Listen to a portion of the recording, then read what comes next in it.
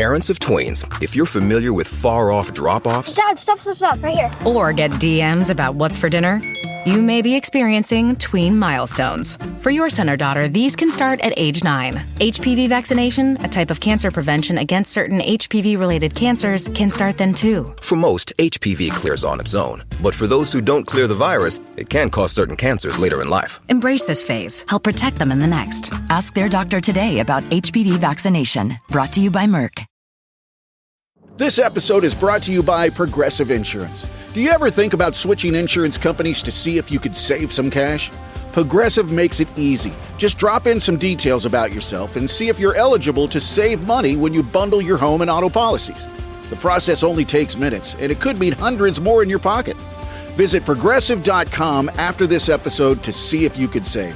Progressive Casualty Insurance Company and Affiliates. Potential savings will vary. Not available in all states.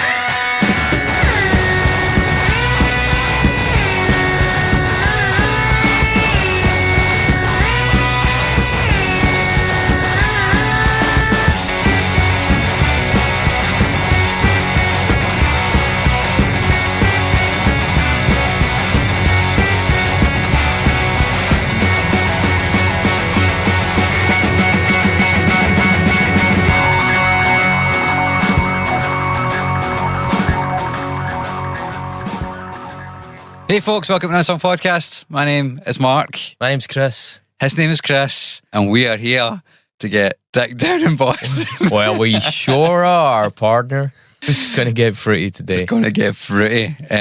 Straight out the fucking gates there with the old... Dirty country. Rural country.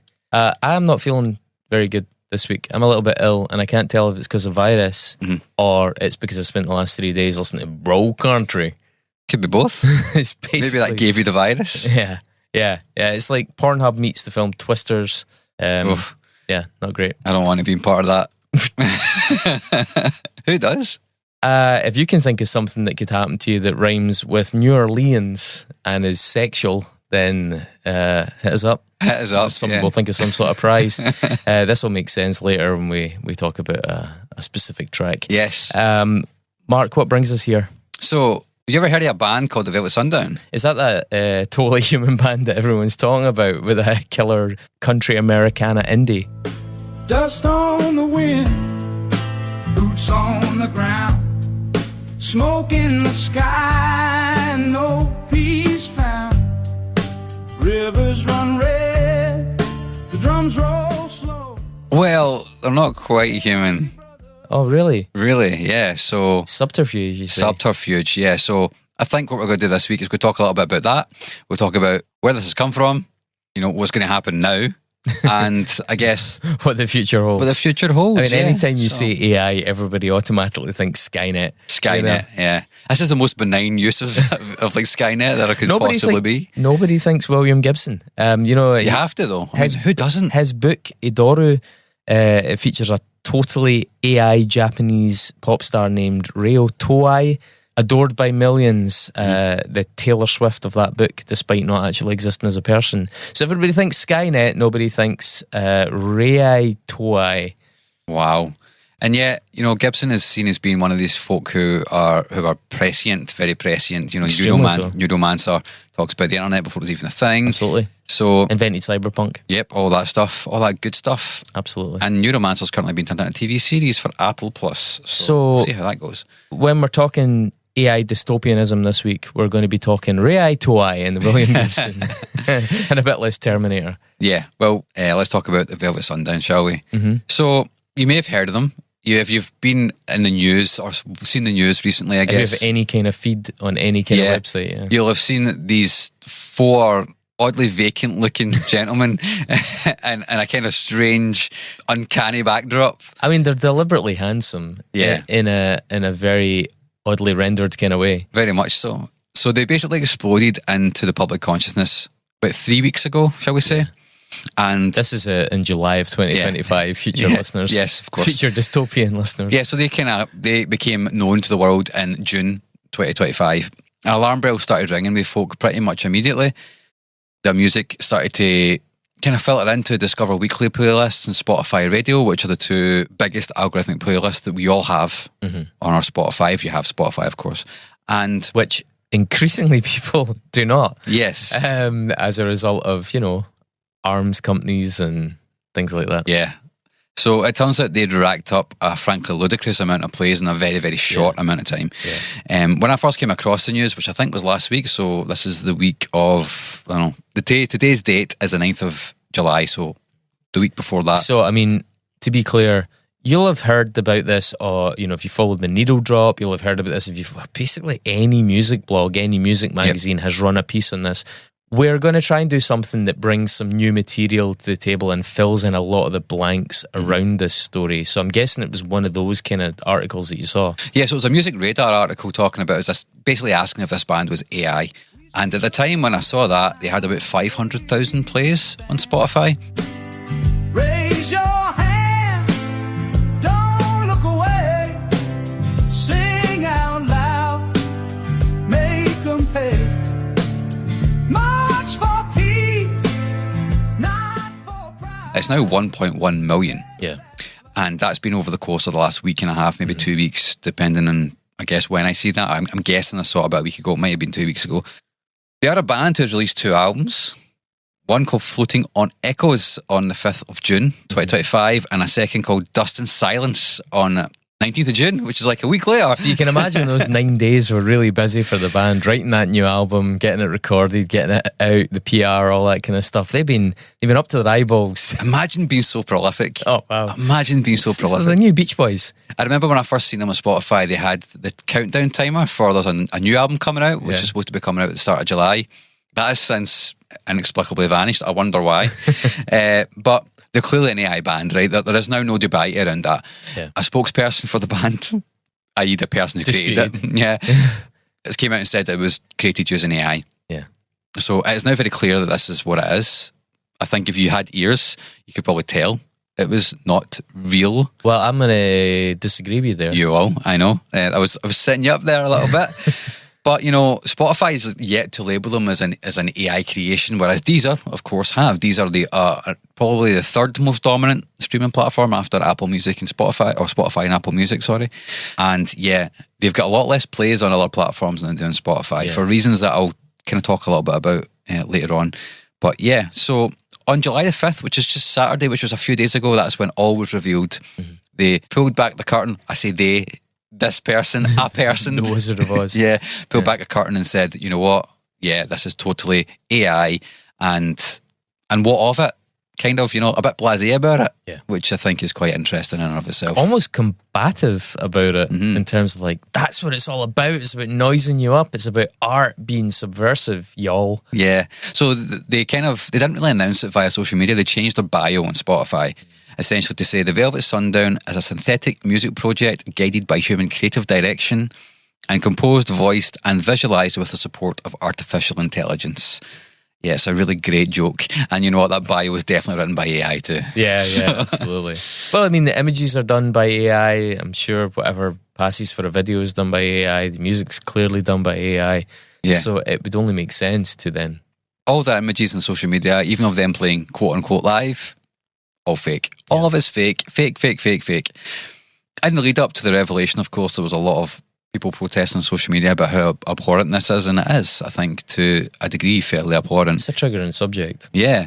A possible interloper / co-conspirator / conspirator, guy called Andrew Frelon. By the way, Frelon is French for hornet. Interesting.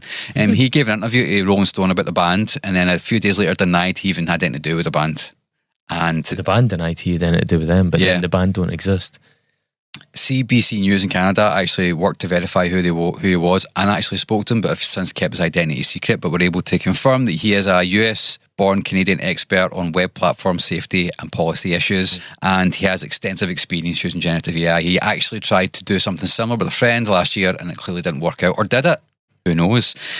Naturally, the whole internet was awash with all these opinions about how grotesque it is, and we'll come to those soon, but, Those are the facts. This Andrew Freelon guy may or may not be involved. It's unclear. But what is fairly clear is that it is fake, and Yet that very seems successful. Very, very successful. So I think we can cut through the noise a wee bit, because a lot of other channels have covered a lot of what we're saying here. There are questions that arise from this, and I think two of them are, how did we get here, and where are we going? Mm-hmm.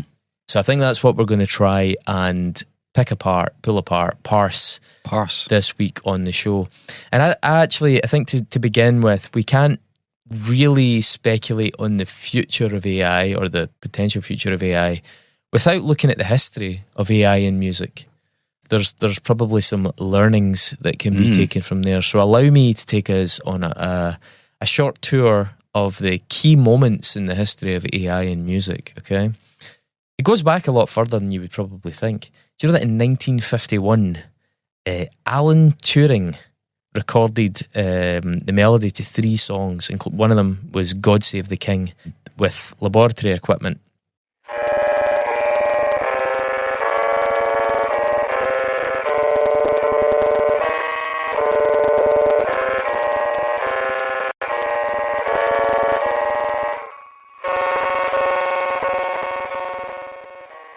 Alan Turing, I think, is seen by people who are experts in this field as with so many things, being underappreciated, not just in his time, but now as a pioneer, and also how influential he's been in this subject. Because what he did then, maybe is a tenuous link, but it does ultimately pave the way for synths and electronic music and everything that followed. In 1956, 5 years later, the first ever fully automated piece of music was written. It was called the Iliac Suite for String Quartet.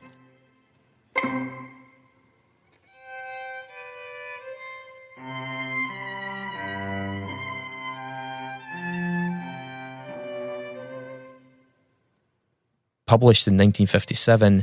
It was made by the Illinois Automatic Computer, aka the Iliac, under the guidance of a guy called Lejarin Hiller. I don't know how to pronounce that first name. I've never seen it before. Believe it or not, John Cage knew that guy. John Cage had kind of helped lay some of the groundwork for the Iliac Suite. He did also meet the inventor. There's photos of them together.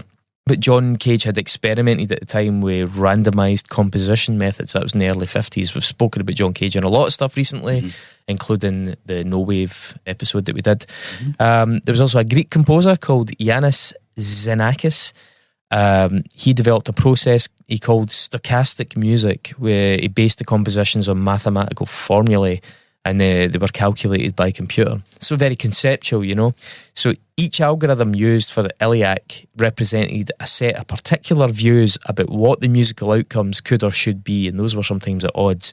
The fourth of 4 in the suite, or the fourth suite of the 4 suites in this tune, it's not very long, it's about 15 minutes, is the most unusual because it drew in things called Markov chains. This is all a bit technical, but it's a particular kind of probability method where the music was only based on the note that preceded it. And you can probably imagine that gets a little bit chaotic. It's got little or no ability for the computer to memorise an overarching theme, so it gets a little bit jazzy, shall we say.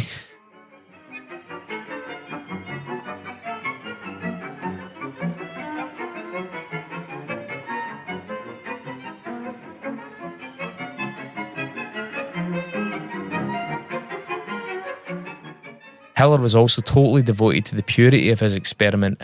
He didn't want to edit what the computer came up with, so it does sound very awkward. That detail will be very interesting later on, because a lot of people do take a big hand in what the computer churns out. The day after its first performance, United Press described the 15-minute show as, quote, a suite composed by an electronic brain that was sponsored by Hiller and Leonard M. Isaacson, his co-curator. Quote, some people didn't dig the beat. That's a very 1950s way to put it. Very much so. They cited an audience member who compared the music to a barnyard, and another one who worried that, quote, it does away with the need for human composers. Prescient. Back in 1957 on the first performance, somebody clicked. Supposedly Hiller, quote, was totally despised by certain members of his faculty because he touched a nerve in a very deep way when it came to replacing musicians. Jump forward a bit, 1965, a guy called Ray Kurzweil Took time off. Still going. Yeah, took time off from serving Rocco's Basilisk and trying to live forever to develop software that could identify and replicate musical patterns. That was actually a big step forward. Way forward in 1983, Yamaha develops Kansai Music System, and 6 years later publishes a paper on it. So, it developed in 83, but it wasn't really comfortable releasing the research until 6 years later, 1989. It's still extremely basic, but it was creating simple melodies from scratch. 1997, Experiments in Music Intelligence, also called the EMI, just a coincidence, I think, passes a Turing test. Do you know what a Turing test is? I do, yes, but do you want to explain what a Turing test is? For the benefit of the audience, a Turing test is effectively the test applied to an AI whereby you as a human can't tell you're talking to an AI. You think you're talking to a human. And in this case, musically, you can't tell that the music was composed by an AI. So in 1997, Turing test was passed. It was basically EMI convincingly replicated a work in the style of Bach more closely than another human on a blind test. That system, by the way, Experiments in Music Intelligence, was later renamed Emily Howell by its inventor, David Cope. It kept advancing and he kept building upon that system, and it would release a debut album in 2009. Mark, that's almost as long as your band's going to take to release a debut album. Can you imagine? The album's called From Darkness, Light, which that's what the album's called. That's what the album's called. So From Darkness, Light is actually, when you think about it, quite an ominous God delusion-y Book of Genesis reference in the title when you consider that this is somebody sort of musing on having created artificial intelligence,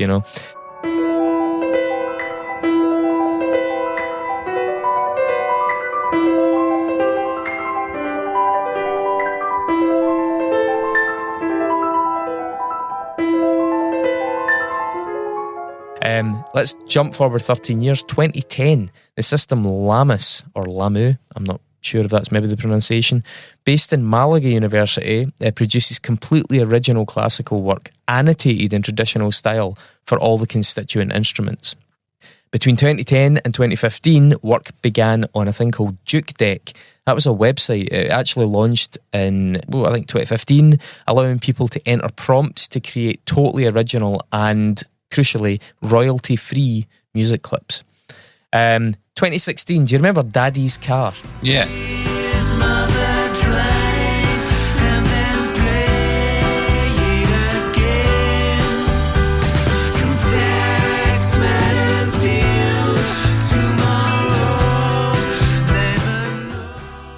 Fuck, it feels like forever ago now. Daddy's Car was the first commercially available pop song released by the Sony CSL Research Centre. Every day I go to work downtown, I'm drowning in the traffic jam. Down on the ground, lights need to know. It was not fully automated, so we're harking back to that Hiller thing. Far Out magazine did some articles on this. Far Out's actually a really good resource for this kind of subject. They say the system called Flow Machines was used to analyse a database of songs and then create a similar composition by following a specific musical style. While it did that, the track relied on French composer Benoit Carr, who arranged the song and wrote the lyrics. So it wasn't a completely hands-free process there.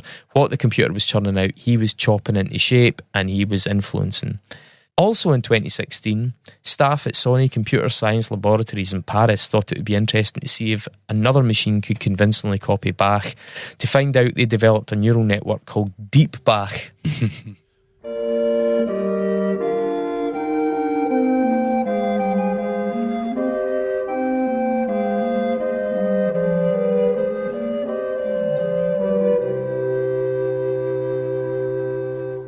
It was trained using a dataset of 352 Bach cantatas that were all transposed to other keys, meaning it ended up with a set of 2,503. Deep Bach was able to produce its own harmonies for alto, tenor and bass in the style of Bach when given a soprano melody. So when it was given a cue, it was able to work around that. Most importantly, Deep Bach's compositions even fooled people, so passed another Turing test. The team asked more than 1,600 people, and a quarter of that 1,600, so 400 people, were professional musicians or music students. And they listened to two distinct harmonies of the same melody, and more than half of the listeners attributed the Deep Bach harmonies to Bach. Funnily enough, though, the actual Bach was correctly identified at a higher rate of 75%. So there was still a discrepancy, but it was getting very, very close. 2017 to 2018, AIVA, AIVA Technologies, AIVA's Artificial Intelligence Virtual Artist. They taught it. It was trained how to compose classical music. The first album, again, biblical reference, was called Genesis. I wish I had thought of that for my first album. Yeah, as well as loads of other single tracks.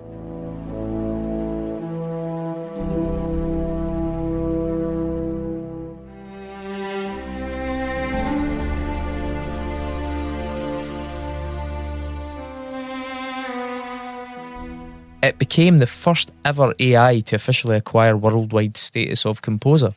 So it was registered under France and Luxembourg's Authors' Rights Society, which is SACEM. So it has writers' rights. Revenue goes to whoever controls it. Asked why they chose classical music, AIVA Technologies explained that 1, it is a predominant style used in movies, games, commercials and trailer soundtracks, so there's clearly a financial incentive there. And 2, all of the partitions we use to train AVA are copyright expired. So the music, they weren't infringing on copyright by using this data set, which is something a lot of other people like OpenAI have been far less scrupulous about. However, even though the music that Ava listens to isn't copyrighted, Ava's music, as we mentioned, is copyrighted. So that's interesting. And according to them, their compositions have also passed the Turing test. This episode is brought to you by Progressive Insurance. Do you ever think about switching insurance companies to see if you could save some cash? Progressive makes it easy. Just drop in some details about yourself and see if you're eligible to save money when you bundle your home and auto policies. The process only takes minutes, and it could mean hundreds more in your pocket. Visit Progressive.com after this episode to see if you could save. Progressive Casualty Insurance Company and Affiliates. Potential savings will vary. Not available in all states.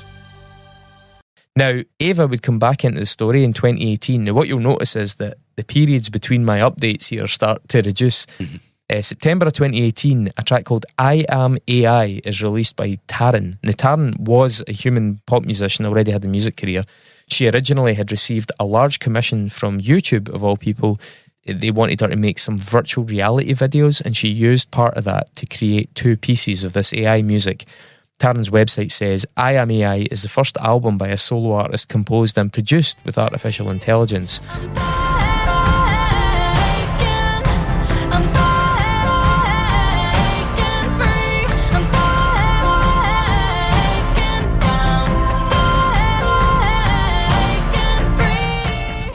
Taryn used a combination of tools, including IBM's Watson Beat, Ava, Ampere, and Google's Magenta. In all cases, AI software composed the notation and produced the instrumentation, where Taryn arranged the compositions and wrote the vocal melodies and lyrics. There was also a producer, Ethan Carlson, who did the vocal production and did mixing and mastering. So again, not a completely start-to-finish AI process. AI working in tandem with at least a couple of other people there. 2020, The Guardian ran quite a well-known article on OpenAI's Jukebox project, which allowed people to input musical cues to generate songs in the style of, so, I don't know, metal. You could write that and it would kick something out. That relied on data built on 1.2 million songs. So that's in 2020. Data set of 1.2 million songs scraped from the internet. Those would have been copyrighted. This is where a lot of the AI tension arises, shall we say. Current tension. Yeah, because they're using stuff that is copyrighted, but it's absolutely not attributed. Even when it's, because I mean, for example, Daddy's Car sounded unbelievable like the Beatles. It was obvious that the Beatles had been one of the main data sets in that. We spoke about this earlier on. 1.2 million songs used by OpenAI for Jukebox. That 1.2 million songs will be culturally biased. It just will be culturally biased. I mean, OpenAI, American company, we mentioned a lot of stuff we're going to talk about today sounds like Nickelback, and all that kind of oeuvre of like new post butt rock, yeah, butt rock and yacht rock. Like that is clearly a huge, like a disproportionate part of the data set that has been used to train these AI. Country, I would imagine as well. Whereas if you made that in Bangladesh, I'm sure it would sound different. If you made it in the UK, where like Brit rock and stuff like that were more predominant, I'm sure it would sound different. But so Jukebox, you could just go on, put in a prompt, it would kick something out. You probably, if you've ever used it or if you've heard anything that came out of it, the vocals sounded kind of glitchy, and they also often sounded weirdly underwater.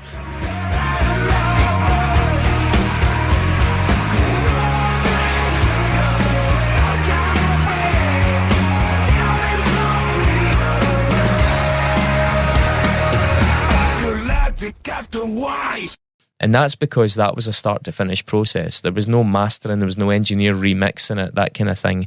And it struggled. The tech was at its limits at that point. You do see the iterative process in action there. You know, certain vocal styles, for example, are much harder to get past the uncanny valley. So you would maybe get a more convincing butt rock song or country song, but it would be harder to, for example, do prog rock, Led Zeppelin, blues, like proper blues, you know, with tons of character, or Motown or something like that. Interesting observation. Now, this is just, I'm just joining these dots up. Both the butt rock and the country /country rock / bro country, whatever, both use the closed vowel in their singing style. Eggy. And that kind of, you know, Eggy AI. Yeah, which... Yeah, that's probably, if there's a deluge of that out there, then yeah, I think... deluge of butts. So in 2023, Anna Indiana hits the scene with a track called Betrayed by This Town. So, and this is a full song and video. Betrayed by this town, let's tear it all down. We're all just destined to fall. I've lost it all, betrayed by this town. The song title, first off, really struck me, Betrayed by This Town. It's a little bit dark as a theme. I think that's something that's quite consistent with AI, where you ask it to kick something out, you know, artwork, stories, things like that. And that's directed. It could be a little bit sinister. Well, we'll see. Anyway, this was the first under the Anna Indiana banner. It was everything. The key, the tempo, the chord progression, the melody notes, the rhythm, the lyrics, her image singing and moving. It's all auto-generated, start to finish. As an AI singer-songwriter, everything from the key, tempo, chord progression, melody notes, rhythm, lyrics, and my image and singing is auto-generated using AI. I hope you like it. Some of the lyrics in it express this is their description. Express feelings of betrayal by the town, describing broken dreams, shattered hopes, and silent screams. Again, it's an oddly dark first take for something. I mean, the artist is depicted as this, you know, indeterminate age, but clearly young, disturbingly young in her depiction, in fact, you know, disturbingly idealized and dough-faced and stuff like that. And that's a very dark theme. Another part of their press releases, Anna Indiana sings about the town's negative impact, calling for tearing it down and expressing a sense of destiny and loss. The song touches on themes of loneliness, reflection on favourite spots, painted smiles, lies, and the struggle to overcome the challenges imposed by the town, which all sounds very AI generated in and of itself. So yeah, Betrayed by This Town, it's a piece of shit, but it's also a very dark sentiment, and I found that a little bit odd and disconcerting. Mm-hmm. As I say, you know, she's angelic, there's a conservative sweater, sensible hair, sugary voice, yet this kind of dark sentiment kicking about, that's a little bit Also, I noticed on one of the posts, the track, as part of its visual, has flashes of, you know, Megan from the film Megan, mm-hmm. with a giant sword just flashing up, a bit like if you've ever watched Fight Club. They flash up these subliminal mm-hmm. dick pics during the film. So it's got Megan with a sword, and at the ending there's an ending card that says, "Remember, you will own nothing and you will be happy hearing my songs forever." I mean, probably going to be the future, to be honest. So, yeah, dystopians can be forgiven. But I do think there's maybe a grim sense of humour at play there. You're saying it's deliberate. I get the feeling that the people that posted that and put that together were kind of in the joke a little bit. It is interesting. It's incongruous, isn't it? It is a bit, yeah. And also, since that track, the other tracks have been posted on a dedicated channel to Anna Indiana. And even though they've got loads of releases now, the views are encouragingly low, let's say, despite all the press coverage. So some of the videos are sitting at about 100, 110 plays. We do better than that. Yeah, totally. Not by much. 2023, November the same year, a Beatles tune surfaces, Now and Then. Now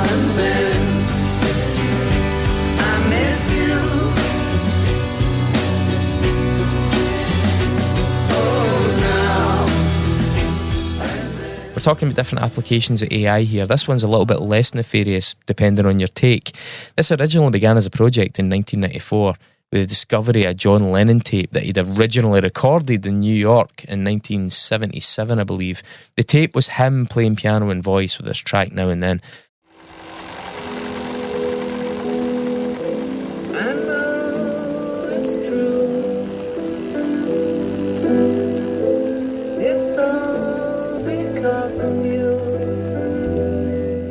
The voice and the keys could not be effectively separated. The technology of the day struggled. It couldn't do it. And so McCartney, Starr and Harrison had gone in to try and record this and just couldn't get it to work. Because when you're trying to lift the voice in the mix, the piano's coming up with it. It was beyond their means at that point. And so it was left unfinished.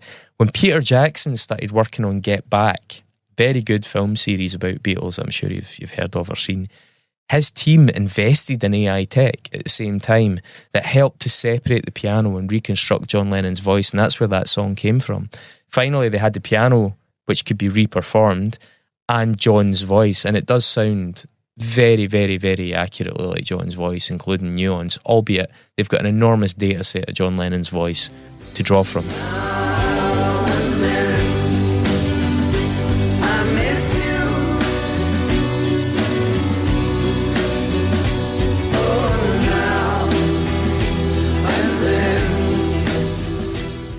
So 2023 deepfake sidebar as well here. It was a busy year. The Beatles experience is interesting because in 23, Heart on My Sleeve emerged. My heart on my sleeve with a knife in my back. What's with that? Ay, 21, I love him, then my brother, that's when slack. Ay, Metro made the beat, so you know that it's gon' slap. Ay, yeah, it's gon' slap. Ay, time, run it back. It was created by a user called Ghostwriter977 and it used Drake and The Weeknd's voice in a similar way to create a new song that actually was submitted for Grammy consideration before it was later removed from platforms via legal action by Universal. So the deepfakes thing started to become a bit of an issue. 2024, May, Randy Travis releases a track called Where That Came From. You ever heard of Randy Travis? It doesn't ring a bell. Very celebrated, much older country star. This is actually quite a nice use of it. So Randy Travis had a very severe stroke in 2013 that left him unable to sing, but he's been playing ever since.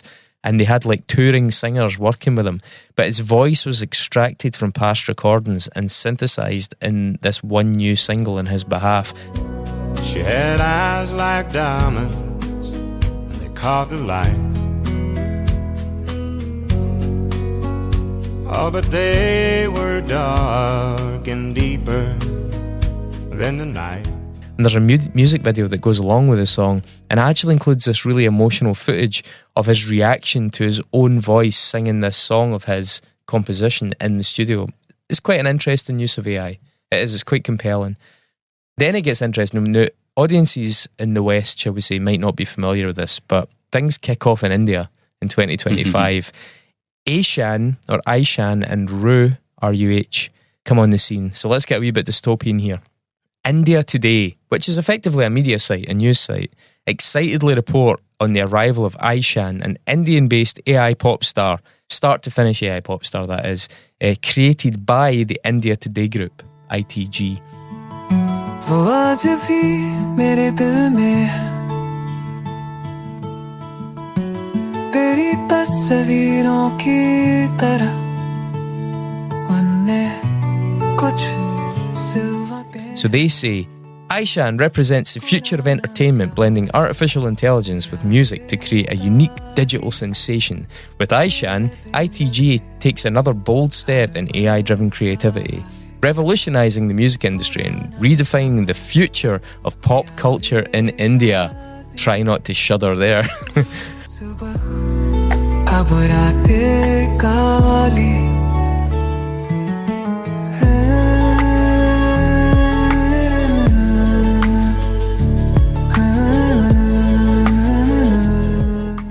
Aishan is, quote, a 22-year-old from Delhi with roots in Bareilly and Jodhpur who has been creating music since he was 17, blending indie acoustic, pop and Ed Sheeran vibes.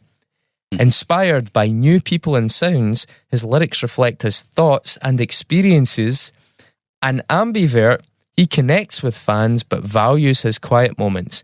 A Neanderthal soul, he's drawn to the mountains while also being a dog lover, bike enthusiast, sneakerhead, and food explorer, all with a classic old money style.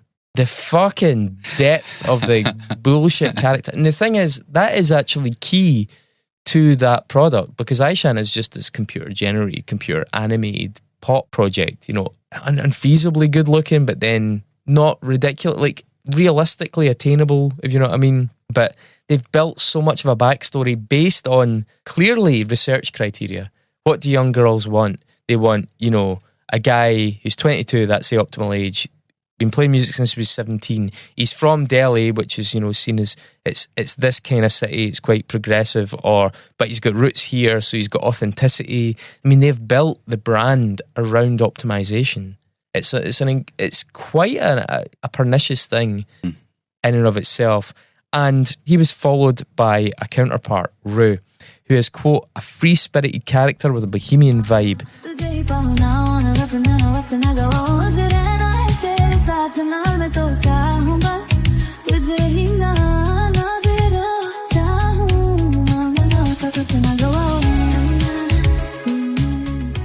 Rue was the first one that I'm aware of to be labelled an A-pop star. Now, this is a term that I think you're going to see more and more often, A-pop. A bit like K-pop and J-pop, but it's AI pop.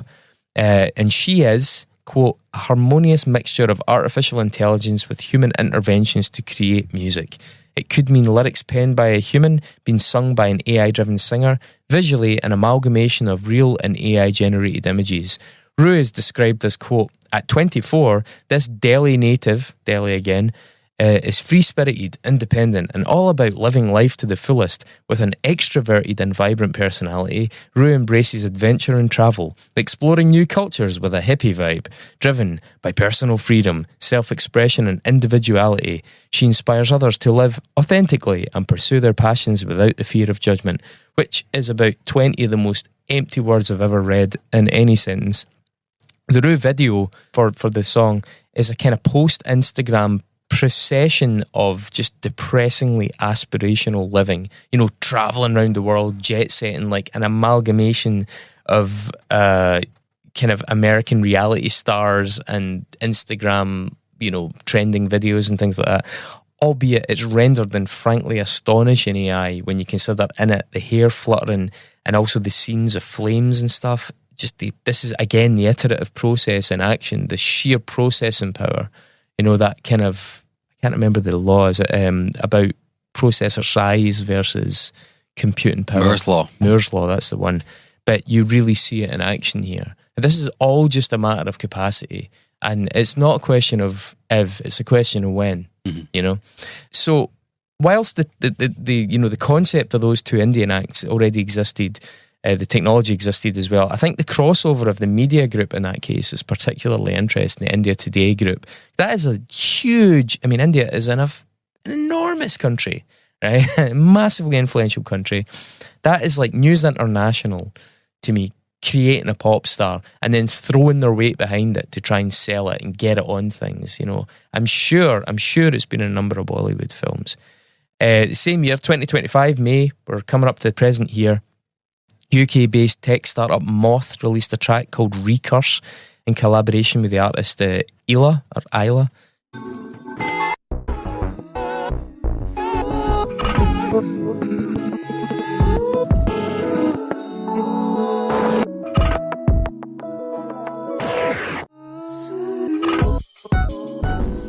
This is the world's first commercially available song created using quantum-powered generative AI.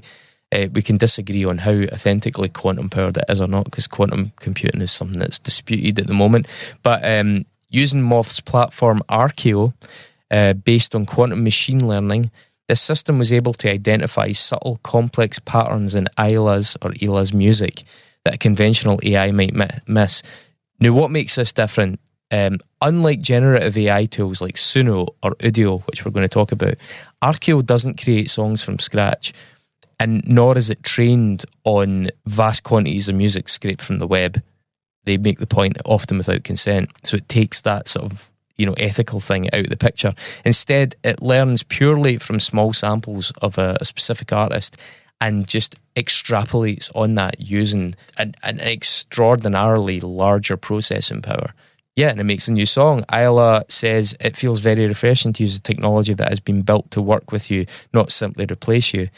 It's funny to me that the quantum computing is turning out this music that sounds like avant-garde Bjork pop, while the regular AI is still synthesizing like crap country rock. Mm-hmm. Do you know what I mean? It's very, very high art, low art divide there in the quantum world.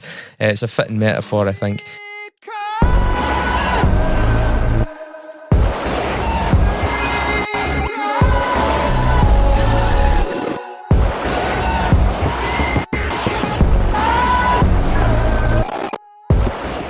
And then, bringing us bang up to date, 2025, June, Timbaland signs the AI artist Tata to his label Stage Zero, which is designed to blend human creativity with AI-based sounds to forge new musical genres such as A-pop. There's that phrase again. Timbaland's got a lot to say, but on this he says, while we frequently discuss AI, I believe it's the only entity that embodies a genuine soul right now. It allows for the expression of true feelings, resulting in it coming out beautiful. Timbaland thinks that real music lacks soul, which there's a case to be made for, but he thinks the answer to that is to have things with no souls creating music, trying to replicate or imitate what it's like to have a soul. Yeah. Trained on music that was made with soul. In June 2025, a new band called the Velvet Sundown, Mark, releases 2 albums just a few weeks apart. Rumours and suspicion circulate immediately about the music and the images. But crucially, whatever PR was handling it at the time maintains the authenticity of the music until, as you said, just last Saturday, July 2025, news breaks that the Velvet Sundown is indeed AI. This is after numerous tech folks running it through programs to establish that it was AI. Bloggers and podcasters like ourselves go nuts. The quote adjunct Velvet Sundown member Andrew Frelon admits in a statement that it was made with AI. He told Rolling Stone, "It's trolling. People before, they didn't care about what we did, and now suddenly we're talking to Rolling Stone." So it's like, is that wrong? Personally, I'm interested in art hoaxes. I think that stuff's really interesting. We live in a world now where things that are fake have sometimes even more impact than things that are real.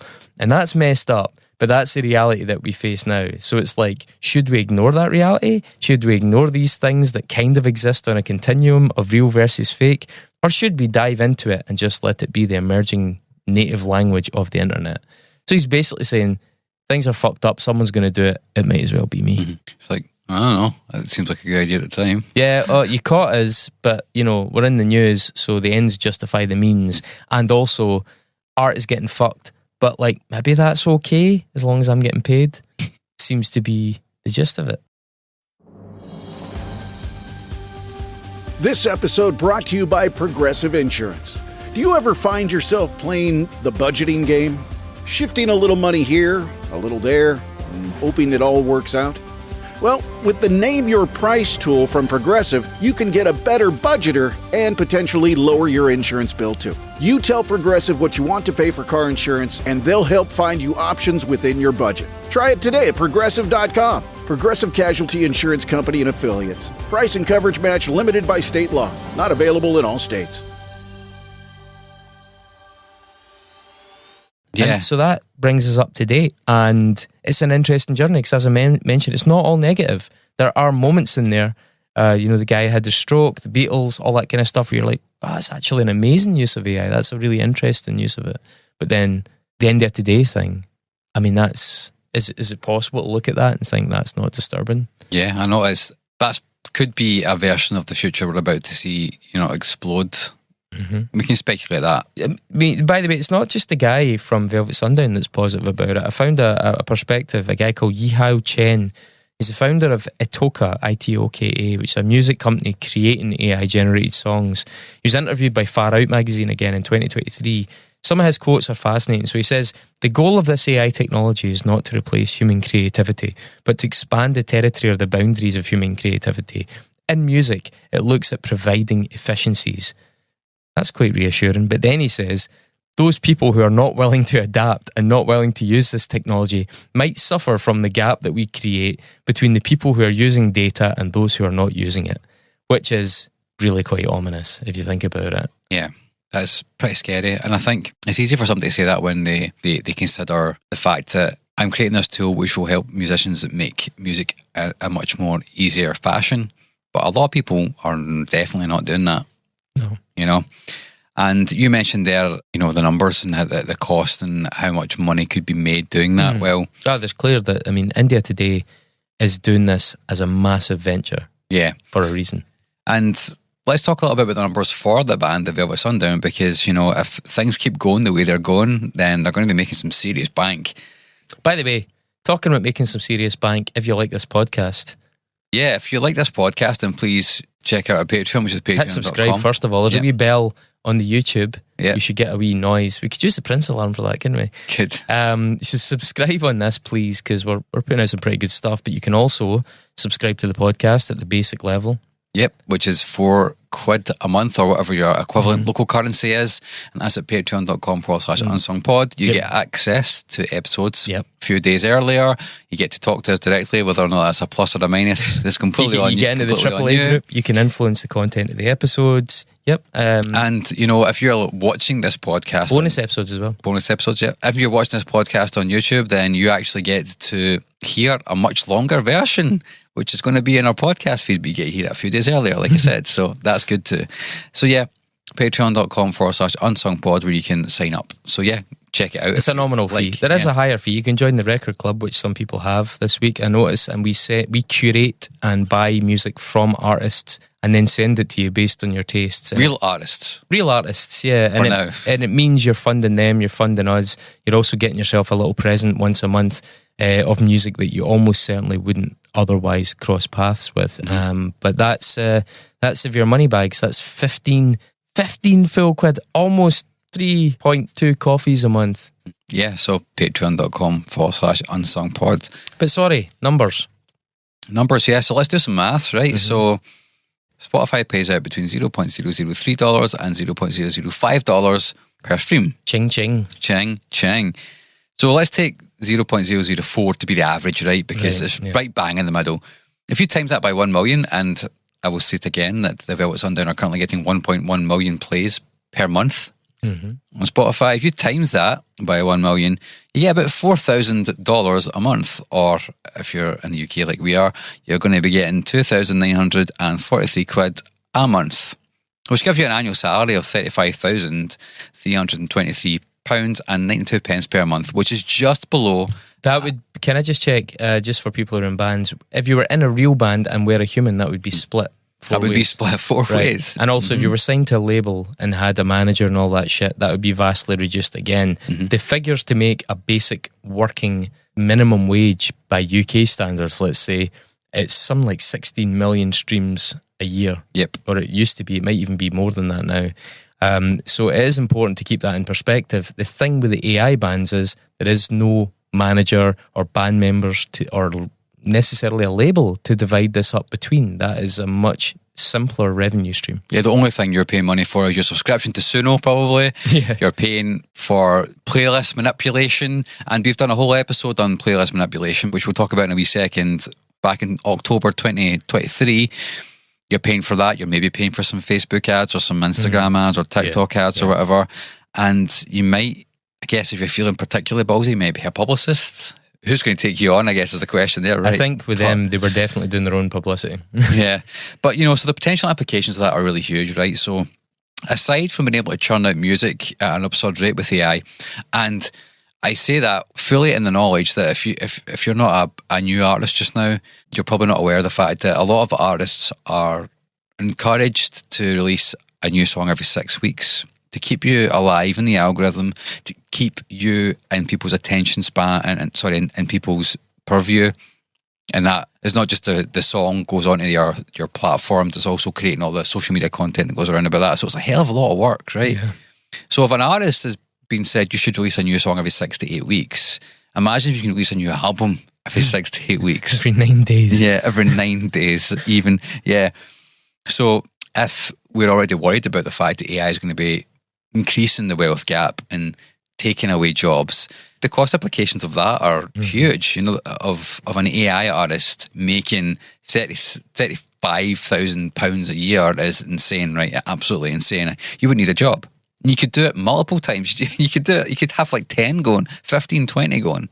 All you're paying for your subscription, you know what I mean, to get that to happen. I would assume that if you got into that and you didn't have multiple going in multiple different genres, then you were a fool. Yeah, and I think it's fair to assume that. Yeah, once you've got the system and the infrastructure in there, you would surely just start to bulk it up. Absolutely. Bring people in, get a team, right, you're working on this project, you've got 10, and you literally end up with these farms farming out this stuff. Mm-hmm.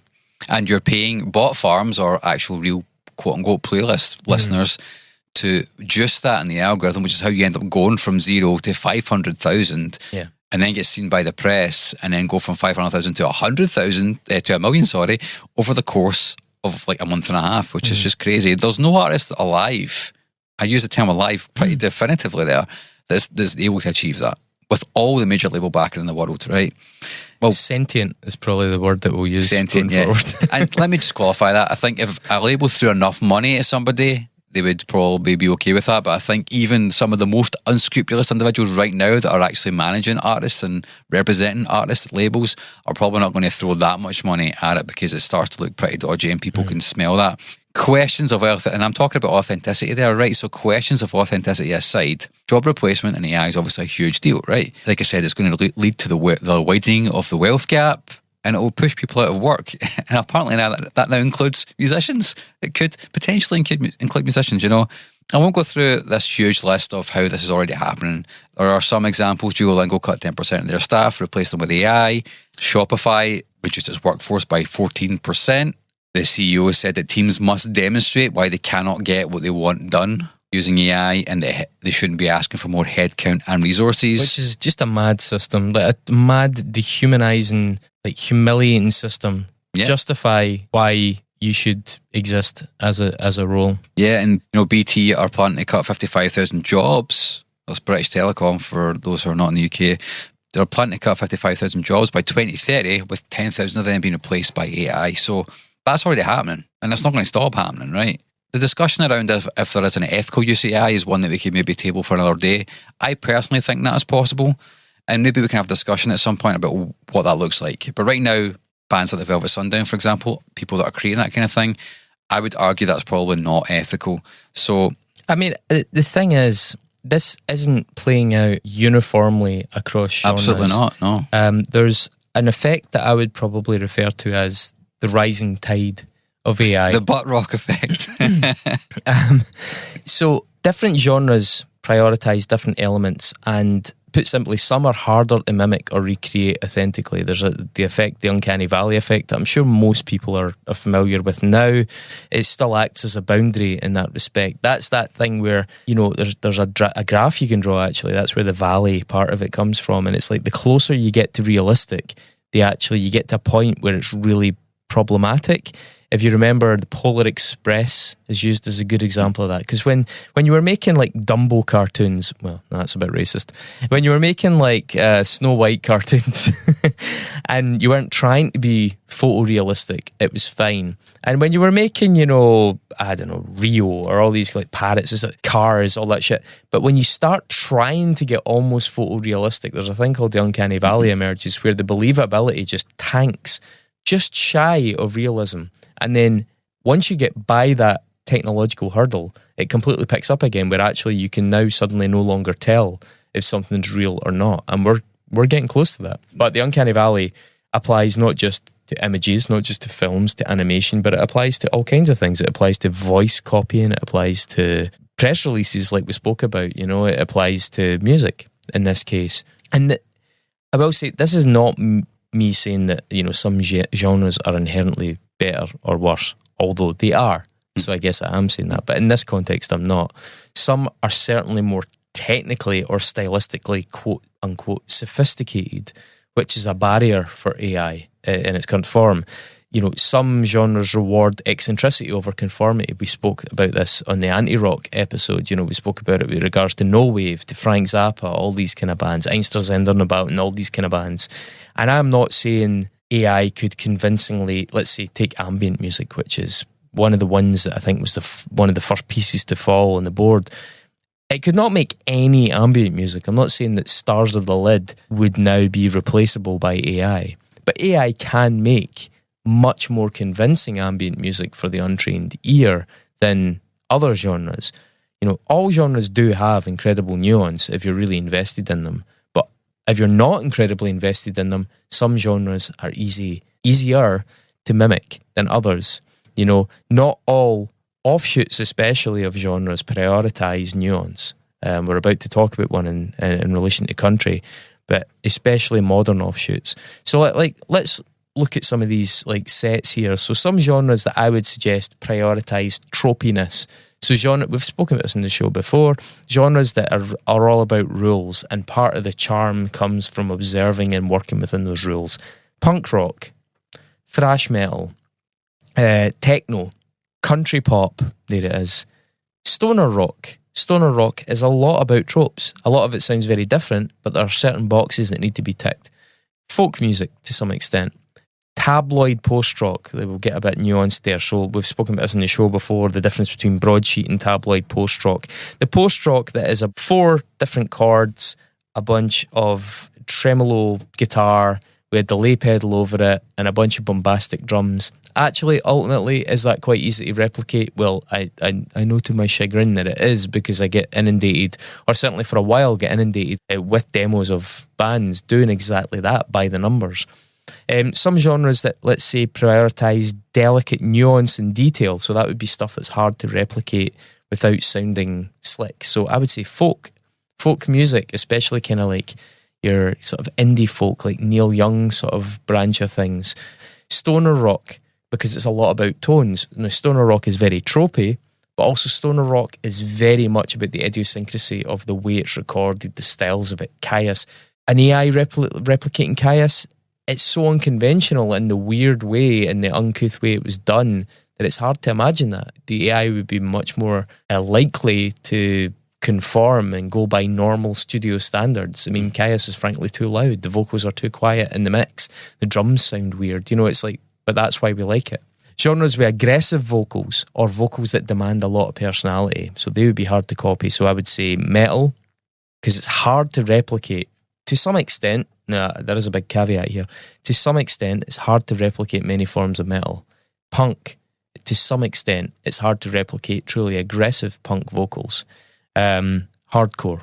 I would also say Motown, because if you're an aficionado on soul or funk or Motown, it's all about the unbelievable character in those voices. That's what makes them special. I mean, in terms of the arrangement and the structure and the writing of the songs, I mean, goodness knows, a lot of these artists play literally the same song. There's multiple versions of Proud Mary and God knows what else, but it's about the delivery and the personality in it, and that is a hard thing to fake. Genres, on the flip side, that prioritise complexity. So this is a thing that maybe AI would find hard to do. Prog rock, IDM, intelligent dance music, more progressive stuff like the Bjorky type stuff we spoke about. Avant-garde pop, again, Bjork, was it Serpent with Feet?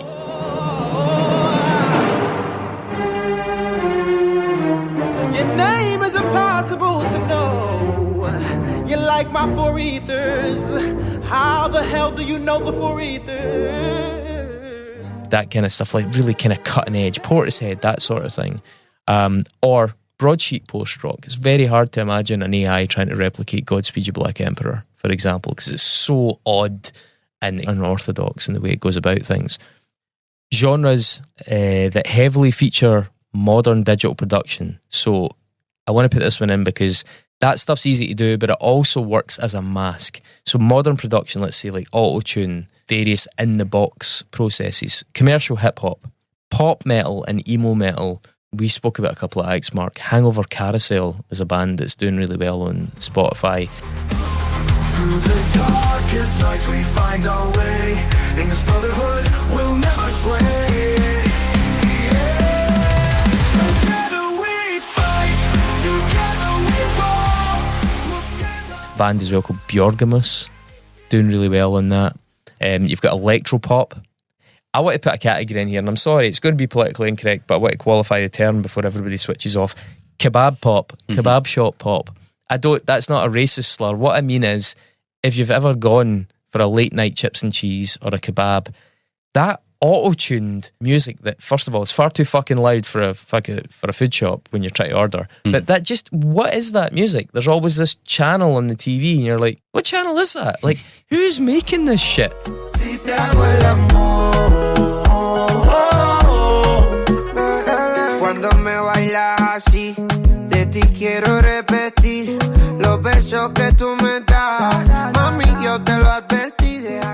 This auto-tuned, slunky garbage, that stuff is so unbelievably processed.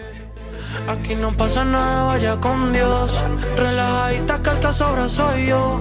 Si me preguntas que si esto me dolió, mi amor, ¿pa' qué le digo que no? Su adiós duele, pero...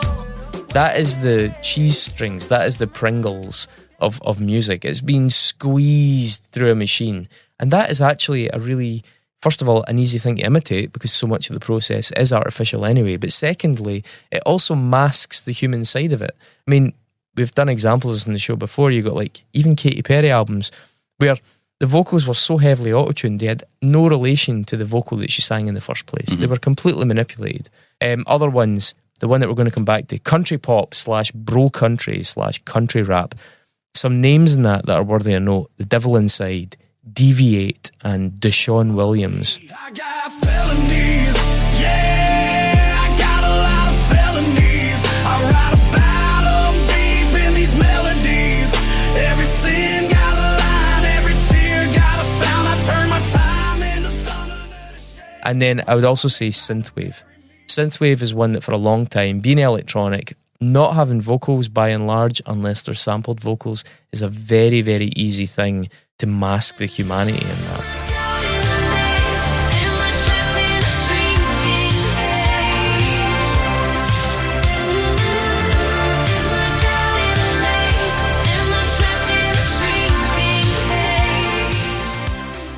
So when you look at those lists, if that was a Venn diagram and you look at all the various intersections, on paper, some of those stand out as potentially easier targets for AI to go after. I would say ambient, I would say synthwave, I would say ultra slick, like I said, the kebab shop pop stuff, and I would say bro country or country pop. These satisfy a number of criteria that make it very easy to synthesize them without, I'd say talent, like you have to know how to use your computer, but what I mean is you don't need a band in a room doing a hell of a lot of writing and rehearsing. So AI tech is like a rising tide.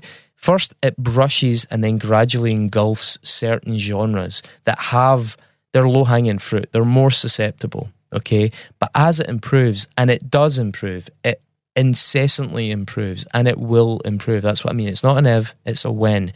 It slowly rises to take over the next genre. This country pop, indie pop thing that we're talking about this week is only the latest one that it's managed to get up to speed with. Sometimes there are huge jumps forward, as we mentioned in the timeline earlier on. Other times it's just a gradual, relentless process.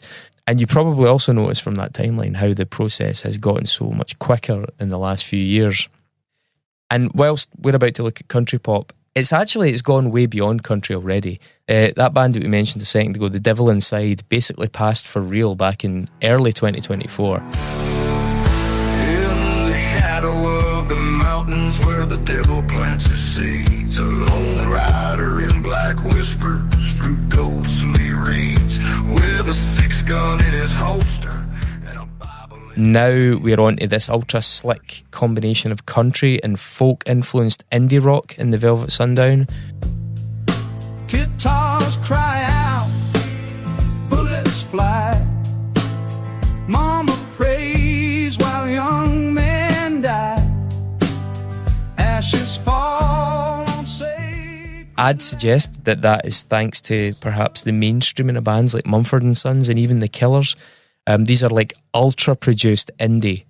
I'm not saying they're bad. I don't like Mumford & Sons. I mainly hate The Killers, but I have to admit back in the day I did dance them a few times. But the fact is they moved the Overton window of expectation when it comes to production and indie music.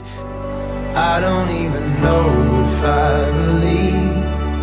I don't even know if I believe everything you're trying to say to me.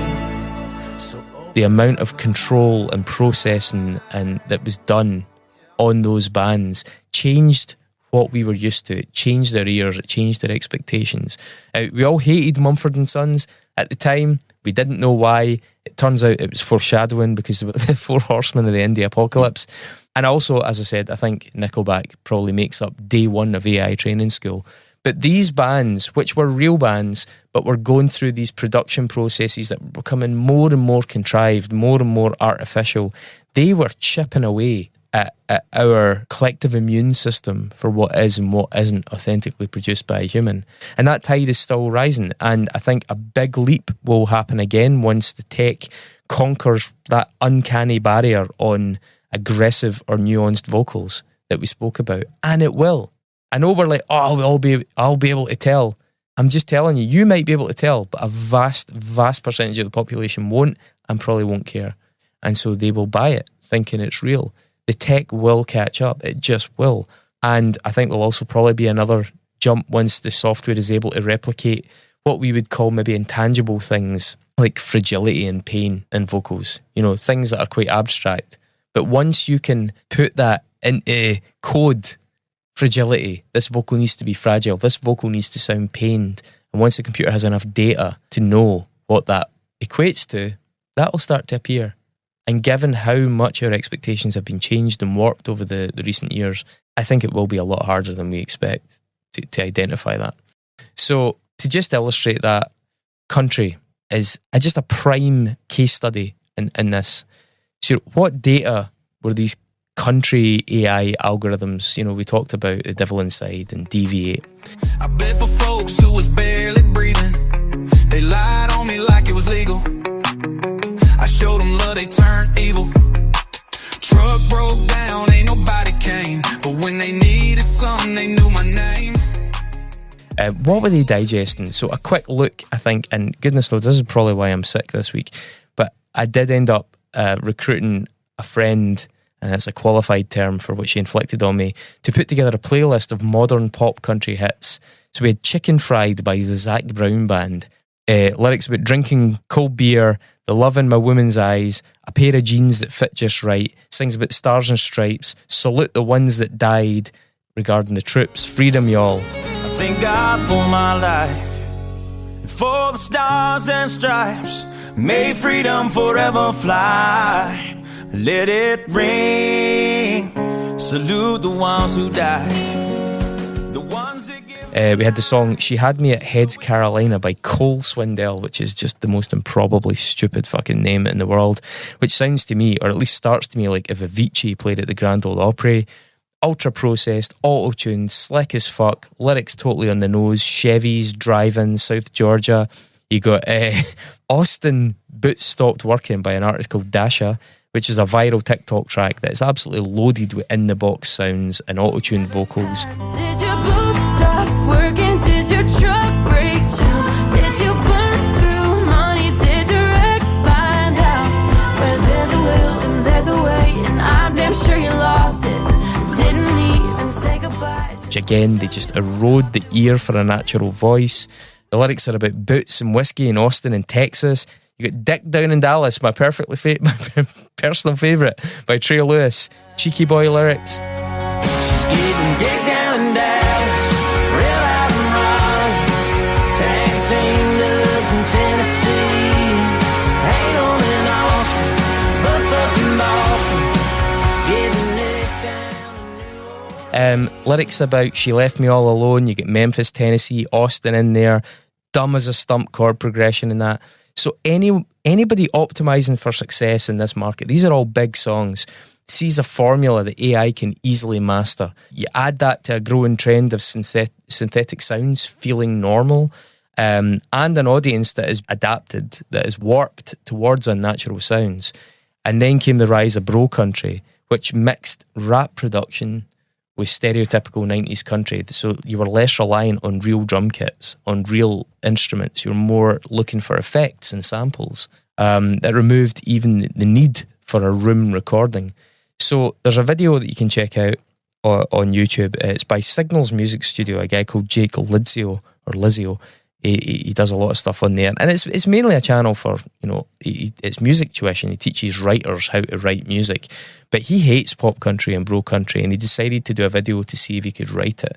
And he wrote a track called Truck BFF as a challenge to himself. He starts off, it's brilliant. He needed a theme, and he did a bunch of research, and the theme suggestions that came up probably through AI were beer, pickups, blue jeans, girls, church, dusty roads, small towns, hometowns, clocking out, guns, and the flag. Right? So again, that all tallies with these big songs that were in that playlist I got. He starts with the main line to the chorus: my pickup truck is my best friend, going to stick with me till the bitter end. I've said it before, now I'll say it again. A truck is a man's best friend. My pickup truck is my best friend, gonna stick with me till the bitter end. I said it before, now I'll say it again. A truck is a man's best friend. I'm getting the truck, I head back home. Tonight looks like... And he builds the track like musical Lego. He uses an E pentatonic minor scale. Musos, you'll get this. He keeps the chords in major though, which is a total genre trope. He bends each minor third G for a country vibe, which is another genre trope. He observes that modern country is drawn on the hip-hop production, so again, uses drum samples instead of needing a roomy kit. His vocals kind of sound fine. He puts on this silly impersonation, but once you add the auto-tune and stuff, it doesn't matter. You can't really tell that it's a joke, that it's because it covers up those imperfections. And it sounds horrid, but the track... This episode is brought to you by Progressive Insurance. Do you ever think about switching insurance companies to see if you could save some cash? Progressive makes it easy. Just drop in some details about yourself and see if you're eligible to save money when you bundle your home and auto policies. The process only takes minutes, and it could mean hundreds more in your pocket. Visit Progressive.com after this episode to see if you could save. Progressive Casualty Insurance Company and Affiliates. Potential savings will vary. Not available in all states. Is entirely passable. Like it or not, culturally elitist as it may sound or not, it is a genre very much regimented by tropes. These are boxes that can be ticked and must be ticked to succeed in a lot of cases. And the phenomenon of modern pop country production has conditioned people. I think it's overridden the uncanny barrier around those auto-tuned vocals. That's already been done for it. It's paved the way for this situation that we're in.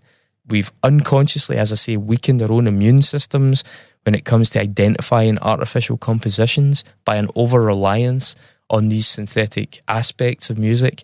So Deviate, Devil Inside, Deshaun Williams, they're all proof that this had already worked before Velvet Sundown. Velvet Sundown is just an example of that rising tide where now they're feeling confident enough to go into slightly indie stuff, you know, because the tech is improving. God, Mark, you even sent me one. What was it called? Country Lunatic. Well, fuck 'em, I'm country, I'm crazy, I'm loud. I stand tall, white and proud in a crowd. I ain't hating on nobody, just repping my name. If they can do it, then I can do the same. White pride in my blood. Because, I mean, a market exists, so why would there not be a racist AI country band? Country Lunatic singing about the 1% and white pride and white nationalism. Why would it not exist? All you have to do is type it into a box. Literally, it's that easy. Yeah. You can now generate whatever you want. It's very easy to generate music if you're using something like Suno. I have messed around with it and it doesn't produce any results that I would ever want to put my name to. But, you know, I'm a musician, so hey, I'm going to have a little bit more scruples, I suppose. But the thing that is kind of, to me, probably the most scary thing about that is the fact that every single day there's 22,000 songs upload to Spotify. If you're able to just type it into a box and create something out of a prompt, that becomes 24,000, it becomes 44,000, it becomes 104,000, it becomes 1,000,000 and 4,000, do you know what I mean? And there's no way this doesn't explode, you know, there's an exponential increase in how much AI music is going to be in our feeds as time goes on. And Spotify have said that they're not going to take it down. They'll probably label it. Maybe. I mean, Deezer have been conscientious in that respect. They've been very quick to make it clear that stuff is AI. Yeah. Spotify, quite the opposite. And as you said, the tools for creating are just going to get better. It doesn't get worse from now on. Maybe in terms of the content and all that, but the tools to create it are going to become ever more sophisticated. And yeah, according to a software company called Umbrella, right? They create a tool which detects identifies it, synthetic music. they're saying, like you said, AI music is not a one-off. They run an analysis on The Devil Inside and another artist called Aventhus. Aventhus, yeah. Aventhus. That's even bigger than The Devil Inside, Yeah. twice the audience. 1.2 million plays per month at the times of recording. And they've Mental.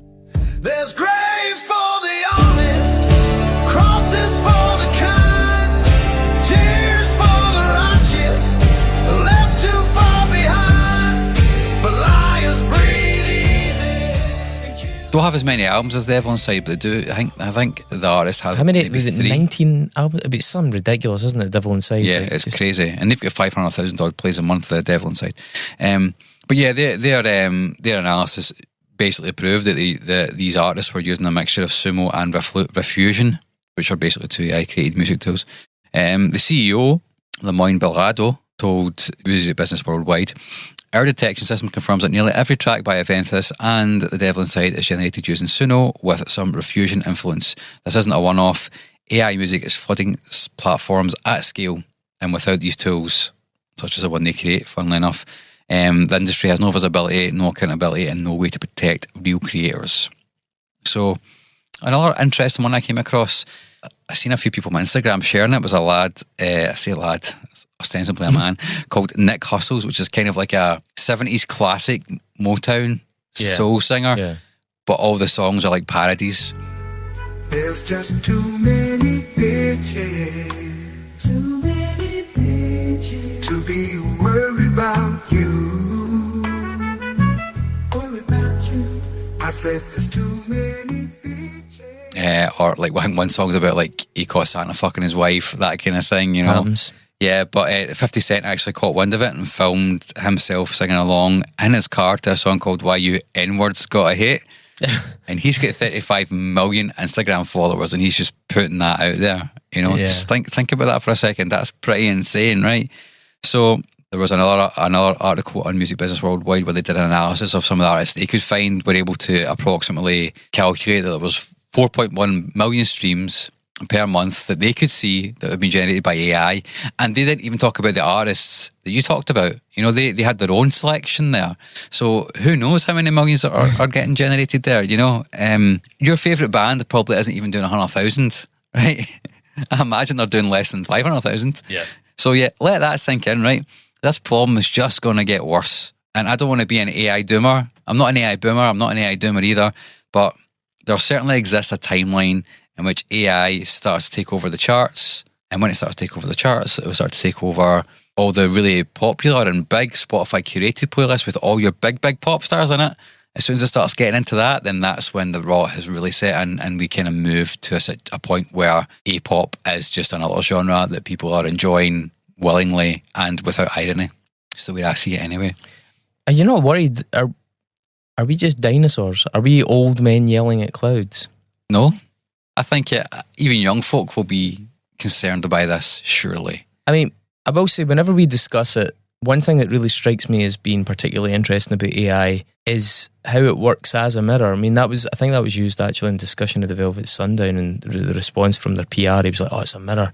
But it is a bit, and the things that it shows back at us, I think, are sometimes quite concerning. So I mentioned that Betrayed by This Town song, you know, as well as just the way that the AI character in that, the young girl, is depicted, the sexuality, quasi-underage sexuality of that avatar. I think that's reflecting something back at us that we're maybe not acknowledging, because that's what we're putting out there. That's what we want to see, and this is what we want to hear, and this is the kind of messaging that young kids want in their pop music. I've been betrayed by this town. That's fucking school shooter patter. You know what I mean? That's It's also punk rock patter. A lot of punk rock bands talk about the fact that they hate their town, they've been betrayed by their town, you need to get out of that town. You know, that's a fairly common rock trope. The boys are back in town, I've heard. So maybe not that band, but I mean, the other thing is, I mean, I saw some glib comparisons, people that were defending it, saying that, you know, they were talking about the introduction of synthesizers way back and the impact that had on orchestral players. Apparently, I didn't know this until this week, there was a musicians' union strike against synthesizers in 1982, right? And it was triggered by a Barry Manilow tour of the same year, the UK, where he decided to use synthesizers to mimic orchestral sounds rather than the orchestras that he'd worked with on the previous tour. And the toys went out the pram. They were like, holy shit. So in May of that year, the union passed a motion causing outrage amongst the musical community against synthesizers. And few people were more upset than the actual synth players themselves, who then decided to form a rival organisation called the Union of Sound Synthesists to fight the reaction against synths. So there is that sense of like, yeah, there are historic similarities, but I don't think it's a parallel. I think that's a glib comparison, really, based on what we're talking about. You know, I worry that we end up being that person on the street with the sandwich board saying the end is nigh. Certainly, we're warning people. We've discussed this today, we've discussed it in previous shows, and yet I'm aware that the progress is very unhindered. This is something that people don't get. Like, they swallow these shows, they listen to them, and they just think, oh, that's interesting, but it'll be fine. And you're like, well, it might be fine, but it'll be different. No amount of podcasting seems to have deterred the people that are pursuing AI in music ends, you know, whether that's because they crave a scientific challenge, and some people really do, just whether it's good or bad, they don't consider the morality of it. It's like an Oppenheimer thing. It's like, there is something to be conquered, let's just do it and worry about the consequences after the fact. You know, others do it specifically for financial gains because they see it. And the same goes for weapons. I mean, weapons are developed all the time for that very same reason.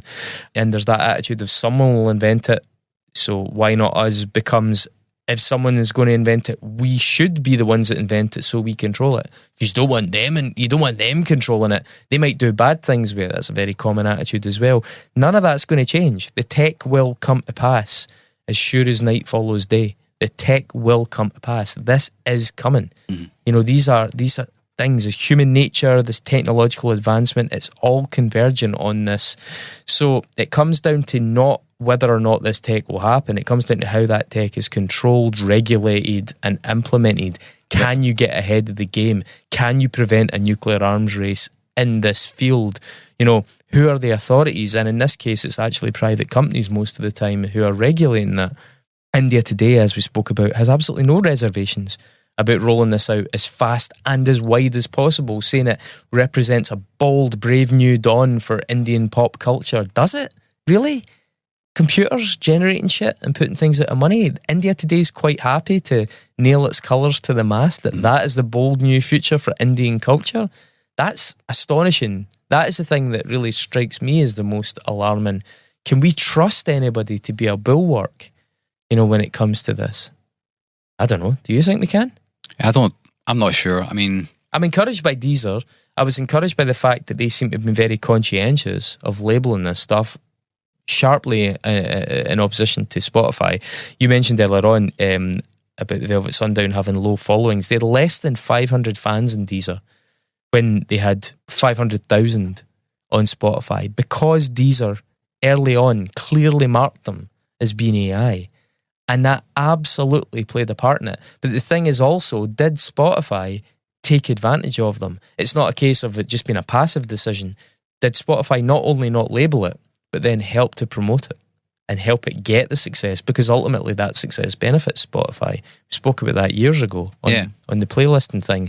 All these AIs making ambient music, ultimately it actually benefits Spotify as well. Absolutely. I mean, when we did our Play All episode back in 2023, October 2023, we spoke about how, you know, Spotify's algorithm is a black box. So if you're able to juice your algorithmic power by buying plays, when it starts to pop up in actual real playlists that are just algorithmically generated but are for the most part legit, then that's the side effect, you know? It's the side effect of, yeah, I can juice it so hard that it's just going to start popping up and people will think it's natural. And like you said, 80% of folk are just not really going to notice, you know? People are not tuned in. Yeah, people have got busy lives. You know? That's fine. You know, I get that. I get that. I totally get that. It's not what I look for. It's a bummer, but it's reality. Yeah, it's reality. Yeah, you know, that's the way it is. So I think that this process just becomes, it just gets worse, I think, as time goes on. You know, the downer ending in this, I think this has got a downer ending. I don't think it's... Do you think music is doomed to be like a communal AI slop? No, but this stuff is creeping onto the platform, like you said, like it or lump it, it's going to be there. It's going to end up becoming part of our cultural milieu, whether we like it or not. The tools for creating it are just going to become even more widespread and even more easy to use, and they're already pretty easy to use. I have used Suno for a little bit, and it is fairly easy to use. There's a lot of AI skeptics out there who believe that the gulf between human art and AI art is huge. Yeah. I think that we've proven that it is. I think that's optimistic. Yeah, it's not as big as a lot of folk would like to think that it is. Because, like you said, people are busy, or most people just simply don't have the capacity or even desire to engage with art on any kind of level which is meaningful, right, to them. Like, they just want something to fill the space, to help them turn their brain off, or to be a distraction. And you know what, that's fine, and creating art for that purpose is also totally fine. There's nothing wrong with that fundamentally, right? AI is competent, right? And if something is competent, in this case, whether it's art or not, it wins. It's efficient as well. It's currently competent, you know. I think there's some, for folks that are in the audience that are maybe trying to like take all that and apply it to real world impact, I think it will probably widen a wealth gap, because you got to appreciate that the people behind the algorithms will make fortunes. They will not only make the same, if not more than the existing pop artists, but the infrastructure that it took to make that pop will be so diminished that the return will be so much bigger. Because whether or not we like it, and I don't like it, the likes of Taylor Swift and stuff has a massive universe of people behind her that also need to get paid. There's a whole ecosystem there that needs to get paid from Taylor Swift. That is not there with an AI artist. It's one person, maybe two. Exactly. And if it gets to the point where farms have a monopoly on this to some extent, you know, that could get very problematic. And because the fact is, you know, with diminishing royalties going to real artists, things like tours will struggle, especially if playlists are getting swamped by AI acts. The live music will change, because, I mean, certainly live AI artists won't be able to play concerts. What I think you might get, which I've seen in a couple of cases, like the Indian cases, is that concerts become almost like movies. So they're like visually generated. You know, they've started showing concerts at the cinema. If you can imagine that, but just being fully generated, and then it progresses from that, where the concert just becomes like one big kind of feature film of elaborate visuals.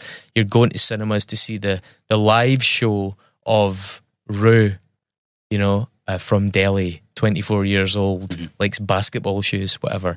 You know, and instead it's just an AI-generated film experience. Well, again, think about the money involved that's coming into that versus who actually had to get paid to make it. Not that many people. Yep. It completely changes the economy of music. Will it lead to a reset? It could. Will it self-correct? I suppose it could. We've kind of seen a bit of an example of self-correction in the form of vinyl. You know, the way people rejected digital media and turned to vinyl, albeit it was a subset of the community, not the majority. Will that, you know, we talked about the idealists, will the human need for connection in music, you know, suddenly make a strong recovery? Will there be a pushback against it? I just don't know. I feel like, yes, AI could hit a musical ceiling where people start to reject the fact that they're not responding to anything, but it's important to remember that so much about music now, because we no longer buy that much music, so much of music is dependent on the other aspects of the industry, soundtracks, adverts, incidental music in various sports programs. That is where a lot of the acts actually make most of their money. And that is the thing that is most vulnerable. That's why those companies talked about, why are you doing classical music? You're like, because that's the one that's most used in adverts and films. Exactly. If you don't have to pay Hans Zimmer and you can get an AI that's trained on Hans Zimmer's entire catalogue, you'll do an AI trained on Hans Zimmer's catalogue and you will save yourself an awful lot of money. But Hans Zimmer and his 50 writers that work for him won't actually get that money. And certainly neither will anyone beyond Hans Zimmer who might be a risk. The studio will know we've got a sure thing by doing this, versus taking a gamble on some upcoming artist. Suddenly you realise that this thing that's keeping a lot of these people going now is gone. Why would you pay a band for music on a sports programme if you can just stick some random AI music over the back of it? Is anyone actually listening to the music behind the goals montage? I know. Not very often. Yeah. Well, for me, that's the biggest issue. You know, this presents a whole new way for artists to get screwed over by labels and other commercial entities, right? The music industry has been exploiting artists for over 200 years. We've spoken about this at length in many episodes of this podcast, whether it goes back to the invention of sheet music and lax copyright laws, whether it's Tin Pan Alley, whether it's Piola, you know, whether it's exploitative contracts, whether it's poor royalty deals, all of that stuff, right? That's been happening for 200 plus years, and this is just another thing to add on top of that, right? The one thing back then, though, which was always the bulwark against it, is the fact that artists could create, right? Your managers and agents, your owners, representatives, your pluggers, pushers and listeners, writers, journalists, they couldn't create. Well, they probably could create, but they couldn't create on the scale that was required, or with the authenticity, whatever that means, that could connect with the mass populace, right? The game's different now, because this proves that you don't even need the artists anymore, right? You just need a person that's really good at writing a prompt that can create something out of nothing that sounds 80% of the way there, that most folk could go, that's kind of catchy, I'm going to listen to that a little bit more. And that's all we need, Yeah, so I think we're looking at a future where the artist will matter less and less and less for a lot of people.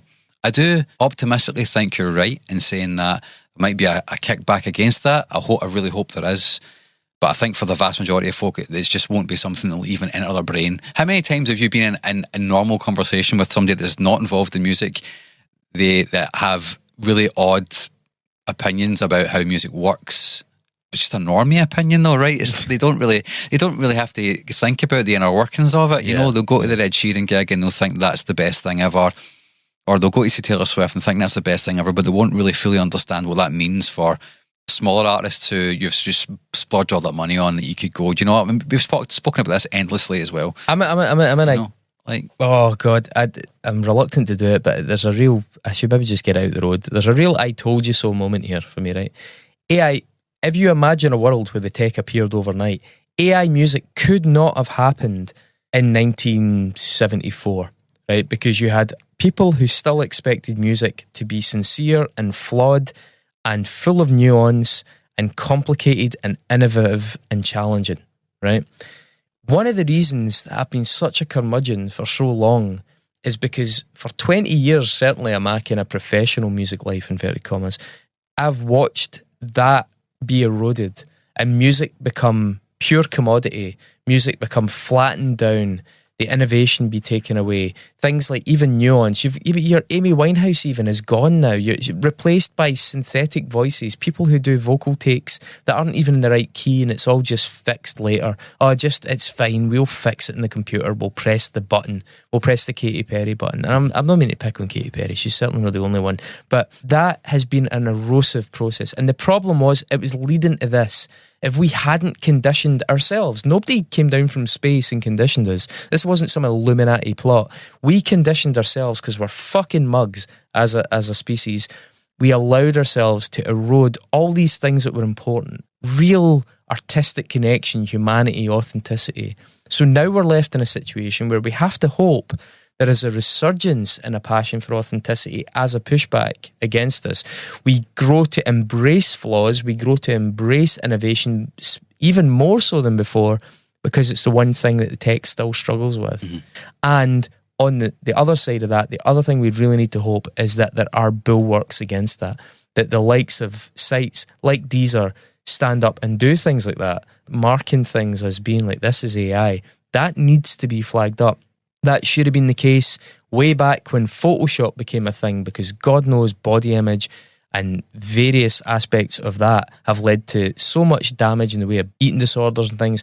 We're on the brink of a musical equivalent of that, where we can't tell reality from fantasy. It's not real. That is not how they sound. This music, nobody touched that. We need to have some sort of guard in there now. Yeah. Unfortunately, for a lot of that, we're putting our faith in either we're like, oh, let's get the state to do it, and then bitch about the government not doing it, which seems like a bad idea to get the government involved in art in any way.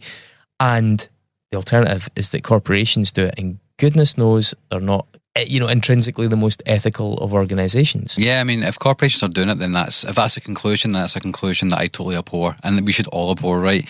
As you said, or as you were hinting at, authenticity and creativity actually matters. It's a core part of the human condition.